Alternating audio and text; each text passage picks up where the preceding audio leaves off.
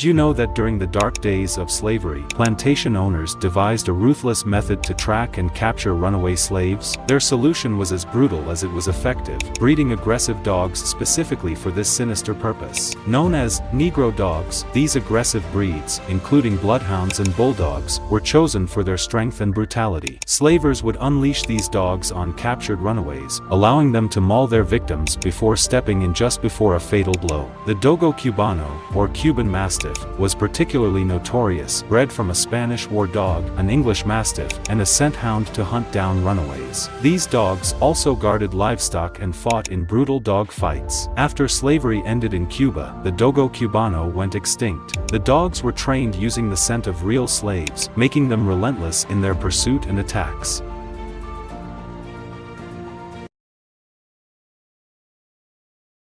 Slave accounts of battles with patrollers, hunters, and hounds were disposition, not insignificant tales about unbated crimes against humanities. Their memoirs include personal experience with slave hounds. It was important to them that future generations knew the terror and death inflicted by Negro dogs. Slave testimonies of the hunted experience confirmed the absurdity of suggestions that Ferguson adoption of slave patrol canine methods should not be taken seriously. Henry Walden, former slave, remembered, "Them hounds would worry you and bite you and have you bloody as beef. They would tell you to stand still and put your hands over your private. They would set them on you to see them bite you. 5 or 6 or 7 hounds." E.V. Heron reminded readers that slave hounds made no gender distinctions. "One day, my mother got mad about something what happened at the big house, so she runned off. When she couldn't be found, they hunted her with dogs. Them dogs went right straight to the ditch where my mother was hid, and before the men could get to them, they had torn most of her clothes off and had bitten her all over. When they brought her in, she was a sight to see, all covered with blood and dirt." Archival evidence from slave owner and hunters support the sadistic nature of policing slaves, and in 1857, Louisiana hunter described how he recaptured runaways. "If I can catch a cussed runaway niggers without killing him, very good. Though I generally let the hounds punish him a little and sometimes give him a load of squirrel shot. If mild measures like these do not suffice, I use harsher punishment. The moment the hounds come close, they utter a hideous and mournful hound. Heaven pity the poor niggers." Wow. Contrary to pro-slavery arguments that abolitionists exaggerated the savagery of slave hunting, a Louisiana slaveholder wrote in his diary the results of the grotesque business. Hunting Williams' runaway caught him. Dogs nearly ate his legs off, near killing him. The physical damage inflicted by slave hounds left permanent scars. Evidence of the blood sport became identification marks to fugitive advertisements. In an 1837 newspaper, a couple of runaways were identified by wounds from prior canine violence. Bill has a scar over one eye, also one on his leg, from the bite of a dog. And Isham has a scar upon the breast and upon the under lip from the bite of a dog. Shalom, shalom. I want to give all praises, honor, and glory to Yahweh, Ba'ashem, Yahweh Shai, Ba'ashem, Rekak Wadash.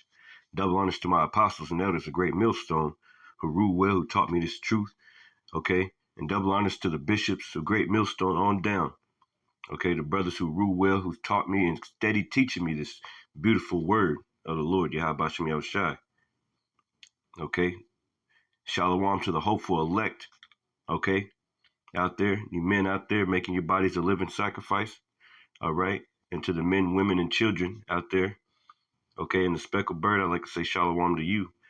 This is an article that I got on slave hounds and abolition in the Americas. Okay, my first video I got a video I'm going to put with this one in regards to these slave hounds for the Violence Against Thy Brother Jacob series that um, the camp is doing, GMS Indianapolis. All right. Okay, and I want to go into it.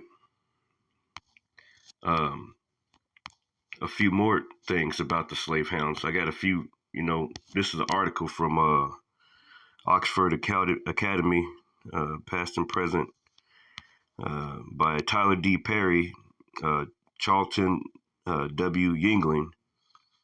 Says past and present, volume 246, issue 1, February 2020, pages 69 through 108.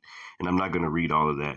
But Lord willing, I can put this article in the description box, and maybe I won't be able to, because it's going to ask to see my fingerprints and all types of stuff, and I haven't been able to put any articles in the description box for a while, so I don't know if I should do that. But I'll read this article, and then I'll get a few scriptures, and that'll be it. All right. Matter of fact, let's start off with the scripture here. Let's start off with our first scripture. Okay. In the book of Obadiah. It's only one chapter, verses 10. All right. And it says, for the violence against thy brother Jacob. Okay. And who's Jacob? All right. The Israelites, so-called Negroes, Latinos, and Native Americans. All right. Okay. That's Jacob. For the violence against thy brother Jacob. Now, who's Jacob's brother? Esau, Edom. All right. The so-called white man. Okay. For the violence against thy brother Jacob, shame shall cover thee, and thou shalt be cut off forever. That's right. Shame is going to cover you right now, today. Okay. You're being called out by even your own people for the many things that you're doing. Okay. To cut off many nations. To rob, rape, murder, steal, all that. Everybody's calling you out on your bullcrap. Okay, and it's all from the Lord. The Lord is doing this. Isaiah 47. Okay. Come down and sit in the dust. Okay. O virgin daughter of Babylon, aka America. So shame is covering you. We're seeing all your secret parts. All right. Okay. So-called white man is being exposed. And that's what we're here to do. So let's go back to the article. So I want to get, I could read the abstract, it's going to tell you about the whole thing. But I want to go straight to the introduction. I want to read this story here because it's, let's go to this introduction. I wanted to read this to you. It says, in 1824, an anonymous Scotsman traveled through Jamaica to survey the island's sugar plantations and social conditions. Notably, his journal describes an encounter with the formidable dog, and its astonishing interaction with the enslaved.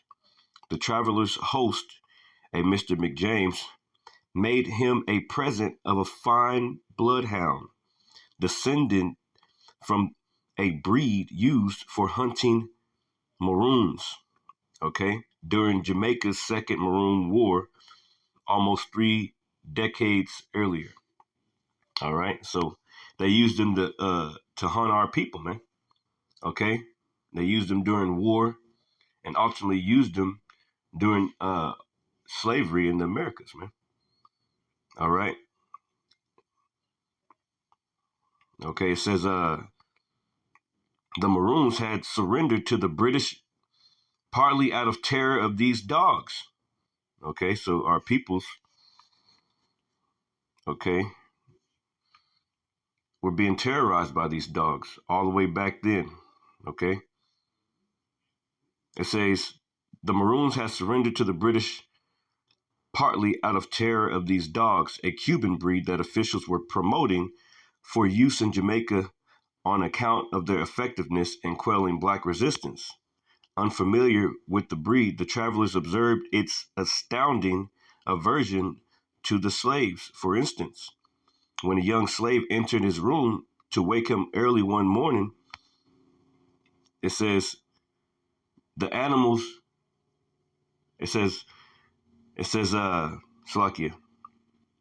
I got caught up listening to what was going on.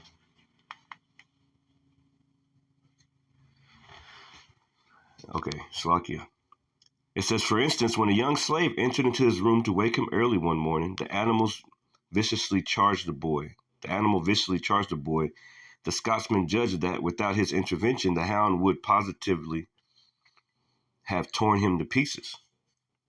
It says, returning later to his room, he found an intruder, a large black man, with a drawn cutlass in his hand, pinned into a corner by the dog, which was biting deeply into his leg. The man escaped, okay, but the Scotsman followed the trail of blood into the thick jungle in the center of the forest, presuming the man to be a maroon with no good intention. It says, the traveler appreciated the dog's tenacious enforcement of racial boundaries and its seemingly natural inclination to attack black bodies. So they trained these dogs to attack specifically, okay? Trained them up in a way that they can sense you, all right? And it's going to go into some of the ways. It says 1,000 miles away from Jamaica, but only 15 years after the Scotsman's observations, it says canine violence continued to bolster the profits of planters. Okay, this time for the American South's burgeoning cotton production, meaning it was expanding. Let's go into that word right there, burgeoning. I think that means expanding or something right there. Yeah, so they use these dogs for everything, man. It says beginning to grow or increase rapidly. So, hey, slavery was big business, man. All right, to these devils. All right. It says, in 1839, Theodore Weld, a pioneer of abolitionism in the United States, okay, so he was against slavery. It says, published a letter from a clergyman recording the near deaths of two runaways outside Natchez, Mississippi, whose most agonizing cries were mingled with the barking of several dogs, signaling their failed escape attempt. Ironically, abolitionists utilized the very evidence that acquitted dogs among the plantocracy. Will lambasted, okay, so he criticized these slaveholders. It says Will lambasted, criticized, so he was waving the hand at them pretty much. Yeah, whenever I was reading this earlier, I started thinking like he getting on their ass. He letting them know who they are. Some damn devils like we doing today. Will lambasted the slaveholders for making use of dog attacks that resembled those infamously pioneered by Spanish conquerors 3 centuries earlier, see? Which helped to decimate indigenous populations in the Caribbean and facilitated African bondage, okay, Israelite bondage. It says for moralizing rhetorical effort, he and many abolitionists, meaning they were against slavery, linked the plantocracy's expansion of canine coercion to uh, to precedents from the notorious black legend of the Spanish conquest. They saw themselves as adjudicators, Slacky, you know, the word, it says as ad. Let's just look up this word so I can say it right. All right. Let's not be like that. Adjudicator. Adjudicator. A person who adjudicates. Adjudicate. Adjudicate. Make a formal judgment or decision about a problem or disputed matter. Okay, so getting down to the bottom of things, right? All right. It says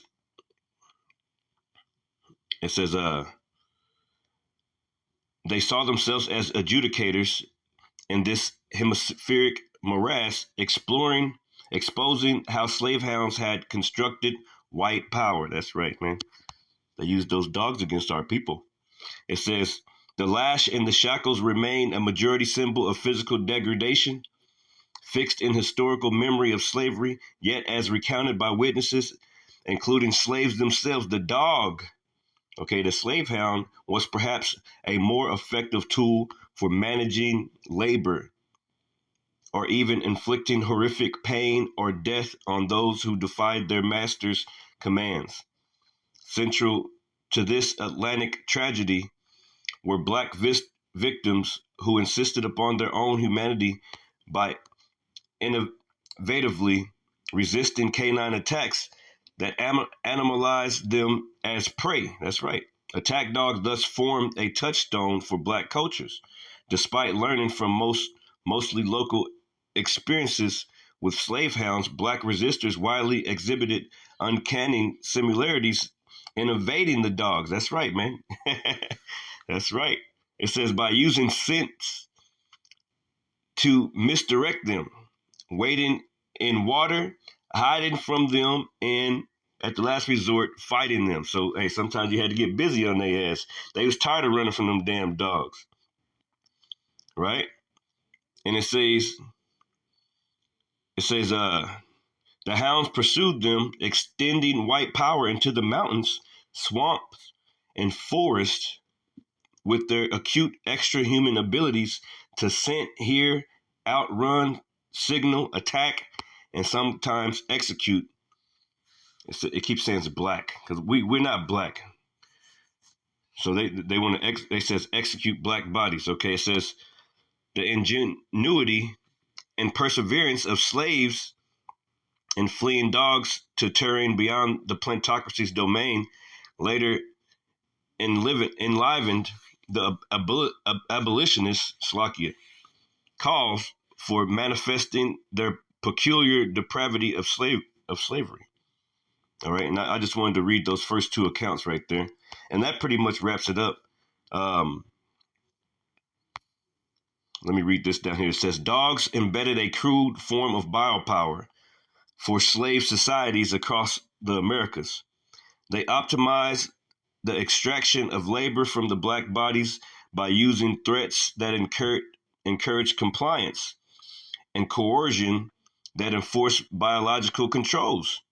Dogs secured both the foundations of capitalism and white bodies that might enjoy it. The Canis familiaris, willingly or not, was an interspecies shaper of racial hierarchy and slavery. Slave dogs subdued human property, enforced legal categories of subjugations, and built efficient economic regimes. So these are all plans by these damn devils, man. Okay, they literally trained these dogs up to do these jobs, man. And that's all they knew. All they knew. All they know is rip you to shreds, man. Okay, just like today, what's Esau Edom do? He accomplishes a diligent search, man.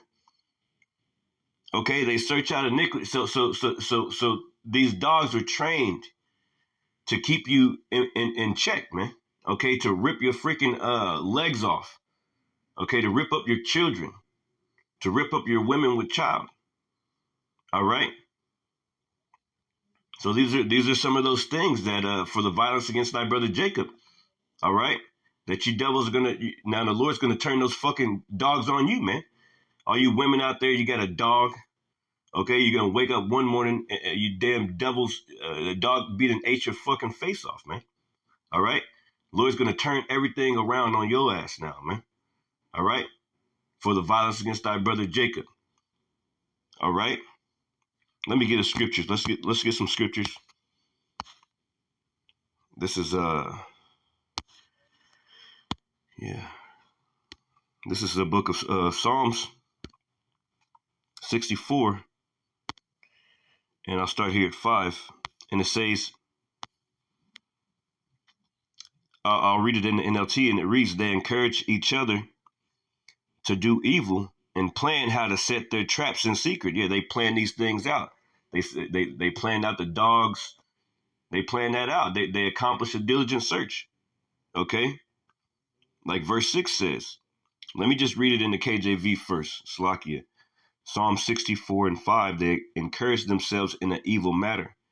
They commune of laying snares privily, meaning privately, and a snare is a trap.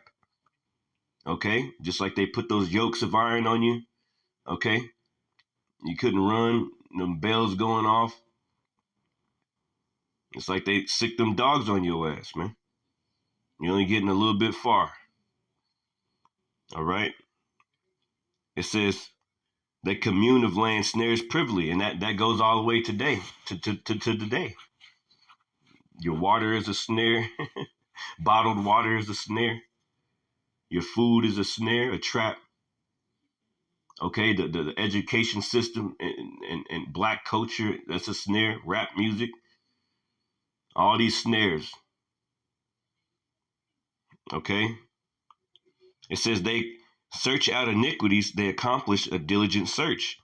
They accomplish a diligent search. They search out iniquities. I want to go into that in the inner liner. And it says they search out Strong's H. Strong's H 2664. Hafas.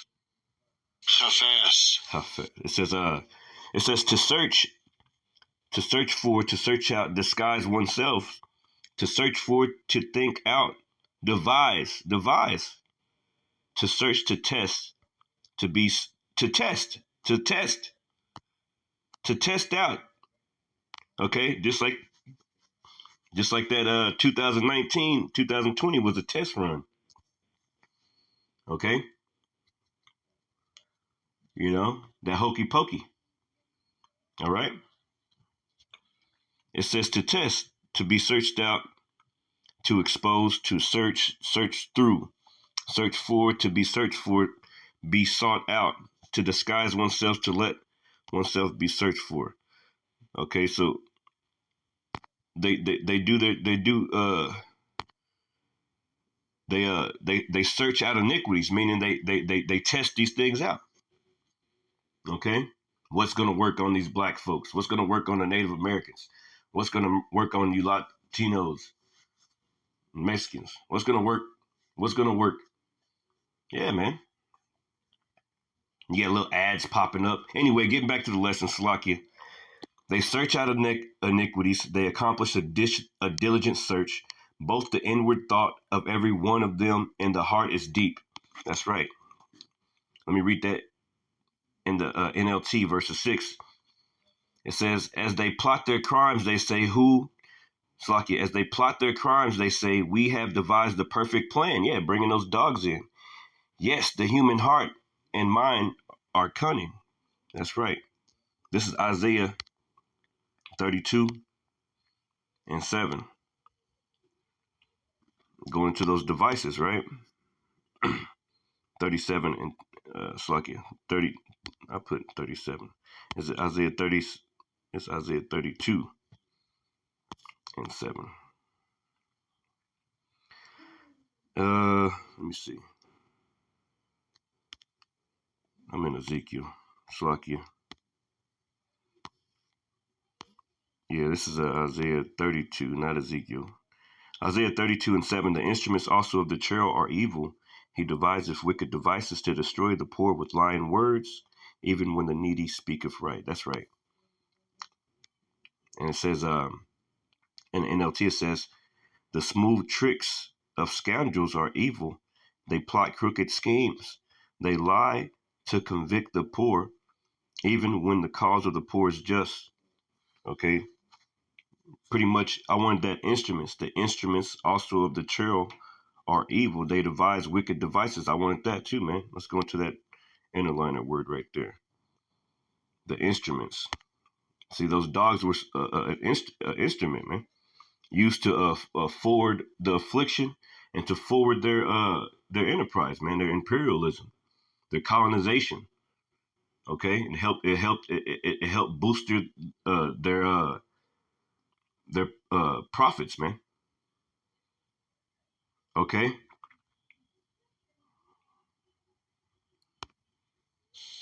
Strong's H3627. Kelly. So it says article, vessel, implement, utensil. Yeah. Okay. Those dogs were a utensil, pretty much. It says article, object, B. Under B, it says utensil, implement, apparatus, vessel, implement of hunting or war. Okay, that's right. So that those instruments, man, the instruments. Let's go down here.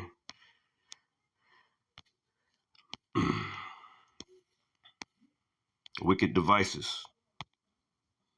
Let's grab that one. Because it's all a part, those dogs are a part of this wicked device, man. Okay, and he still used the dogs. It says to plan, devise, wickedness, evil plan, mischievous purpose, evil device, wickedness, plan, purpose. That's right. That's right, man. So they plan and purpose these things. This is Psalms 10. Psalms 10.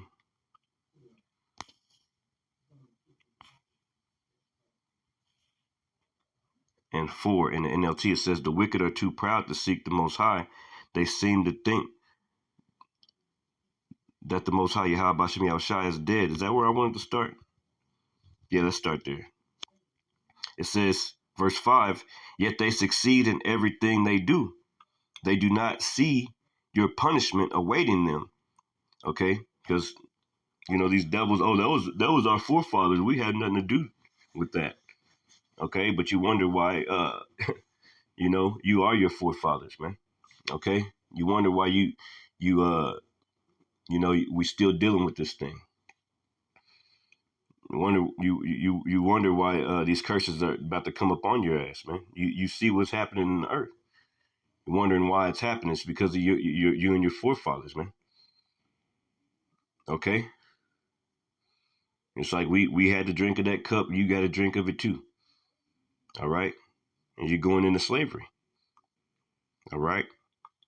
It says, they do not, Slakia, Psalms 10 and 5, yet they succeed in everything they do.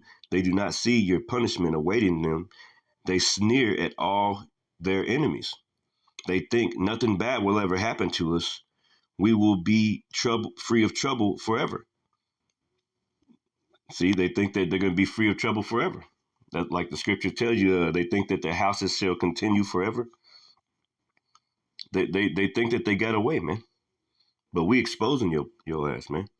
All right? And the Lord is putting on us to expose you, okay? It says they think nothing bad will ever happen to us. We will be free of trouble forever. Their mouths are full of cursing, lies, and threats. Trouble and evil are in the tips of their tongues. They lurk, and this is the point, they lurk in ambush in the villages. Yeah, with those damn dogs, you see? Okay? All the police cars, today, all the police cars are in the hood. They just waiting there. They ain't got no police cars in the white neighborhoods, man. They just waiting around you Negroes, Latinos, Native Americans neighborhoods. Okay?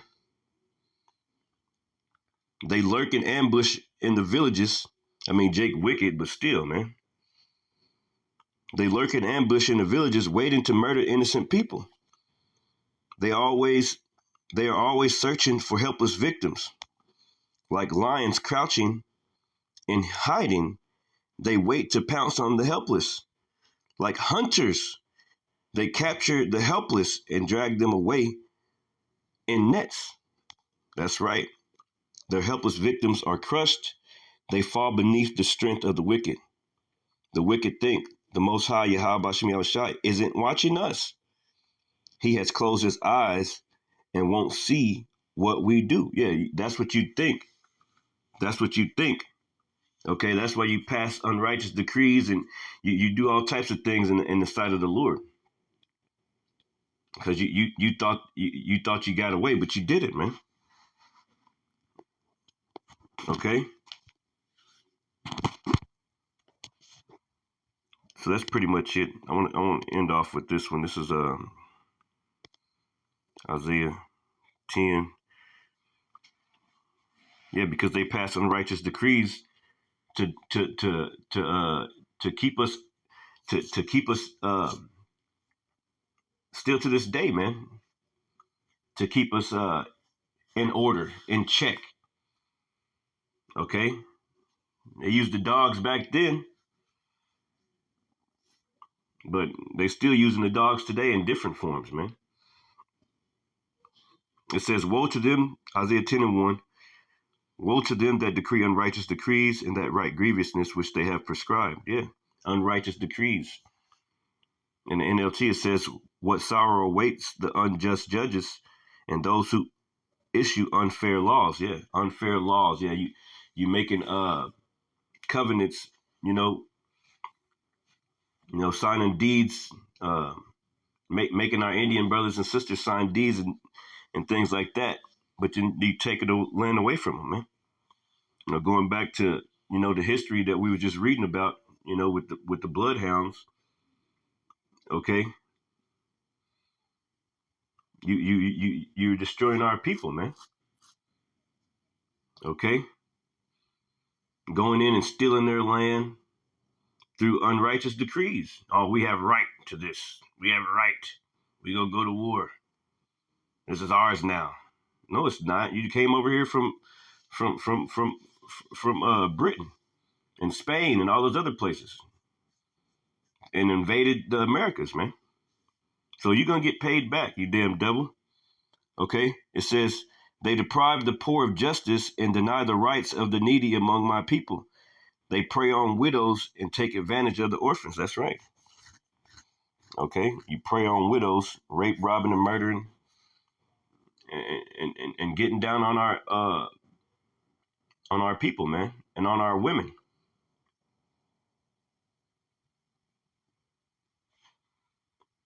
And then you let the dogs rip them to pieces, man. Okay? So with that, I'd like to say shalom. Hopefully this message was edifying.